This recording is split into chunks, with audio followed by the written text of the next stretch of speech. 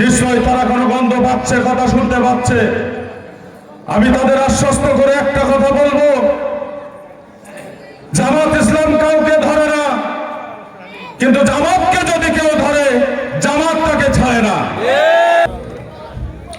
সম্মানিত উপস্থিতি, আজকে বাংলাদেশের বয়স 56 বছর। এই 56 বছরে প্রায় 12টা সংসদ নির্বাচন আমরা দেখেছি, 3টা রাষ্ট্র পরিচালনা আমরা দেখেছি।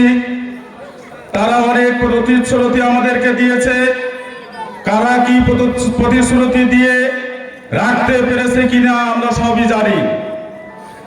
আজকে বাংলাদেশ জামাত ইসলামী যে প্রতিশ্রুতি দিয়ে বাংলাদেশকে গড়তে চাচ্ছে, আমি আমাদের বন্ধু দল ভ্রাতৃত্বের দাবি নিয়ে তাদের কাছে বলবো, আমরাও আপনাদেরকে জয় করেছি, আপনাদের রাষ্ট্র পরিচালনা আমরা দেখেছি।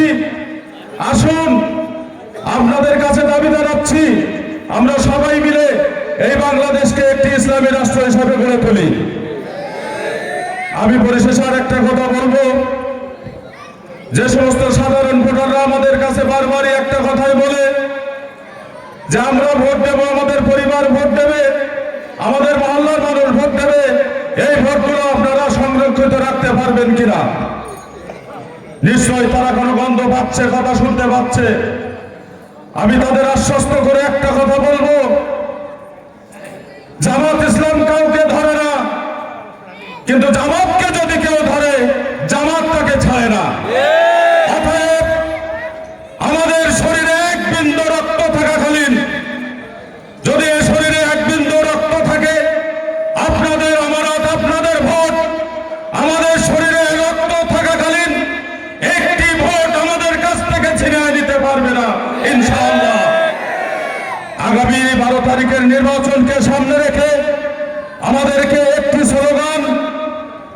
স্লোগান নিয়েই চলতে হবে, ভয় করি না দাপটে, জবাব দেব ব্যালটে।